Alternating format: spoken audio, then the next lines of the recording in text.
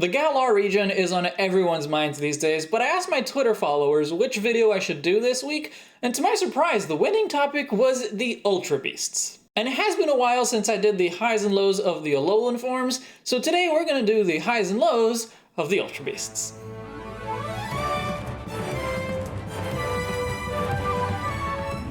I hate them all.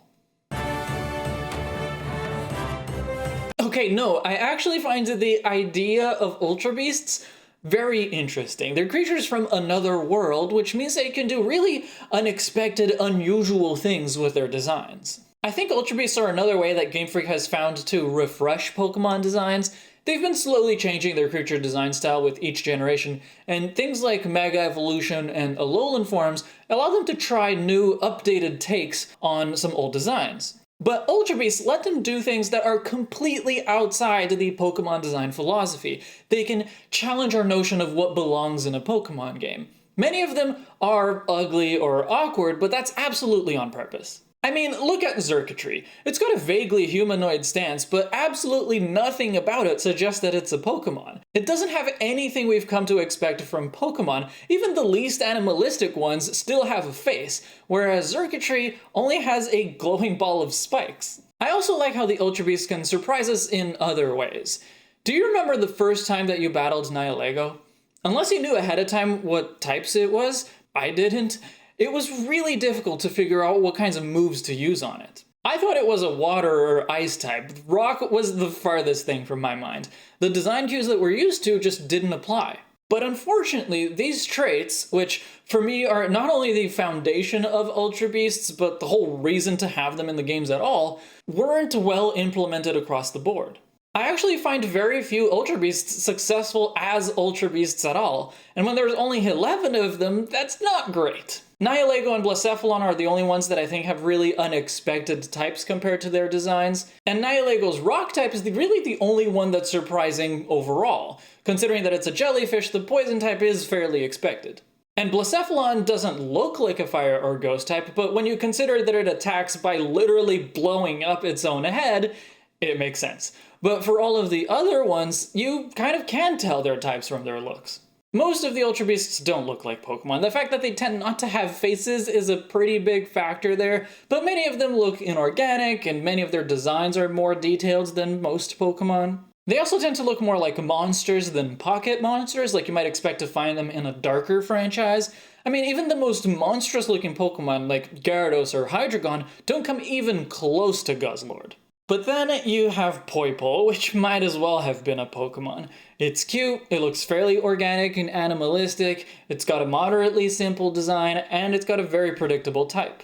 It's one of my favorite Ultra Beasts, but that's largely because it's the most Pokemon-like of them all. Naganadel does push more towards Ultra Beast, but it evolves mostly in ways that we've come to expect in the sense of how the design changes. I do appreciate that the Ultra Beasts sort of have this theme of contrasting concepts. Like Nihilego looks squishy, but it's a rock type. Buzzwole is a buff mosquito, while Pheromosa is an elegant cockroach. Celesteela is literally one of the heaviest Pokemon that exists, but it can fly. And Kartana is this tiny thing made of paper, but it's got ridiculously high physical stats.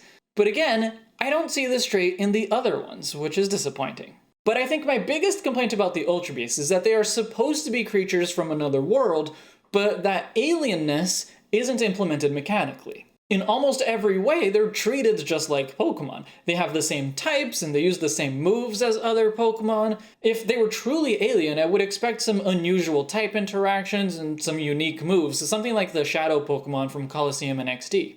Poipole even evolves just like some Pokemon. Ultra Beasts can't breed with Pokemon, but neither can legendary or mythical Pokemon, so that's not too special. They can also be caught in regular Pokeballs, and Pokemon can be caught in Beast Balls, which means that even though the balls are specialized in one way or the other, the underlying technology is the same. And therefore, Ultra Beasts can be converted to energy and data just like Pokemon. And as far as I know, that isn't a universal trait of all living beings in the Pokemon multiverse. Like, you can't catch a person. And when you do catch Ultra Beasts, they get registered to your Pokedex just like any other Pokemon, which doesn't make sense on any level. When you register an Ultra Beast, Rotom says, "It's an unidentified Pokemon, go check it out quick," which means that it already has data for you to go check out. Even if you buy the idea that the player is the one writing the dex data themselves, so go check it out here would refer to the player looking at the Pokemon in order to write the dex data, it still doesn't quite work out because since there's no national dex, there are Pokemon that you can encounter but never register.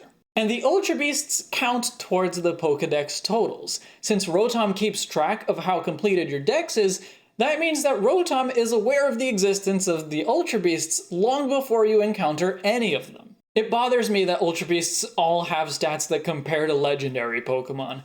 I mean, if Ultra Wormholes open randomly and accidentally transport things to other worlds, how come we're only seeing these super powerful beings? Where are all the Ultra Pidgeys? I mean, statistically, they should be the ones to fall more often. In a way, it kind of makes sense to have these alien beings be more powerful than your average Pokemon since you wouldn't know how to deal with them.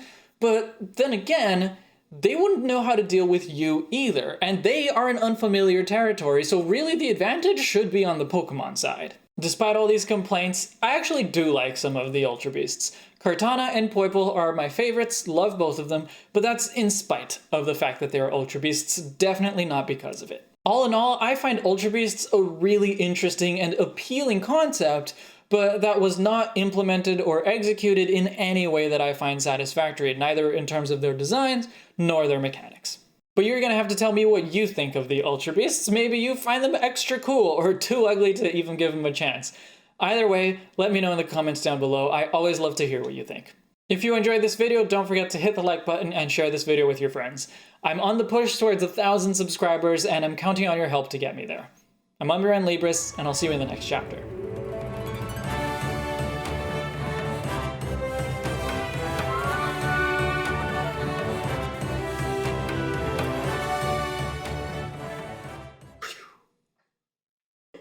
I love my audience. Oh God.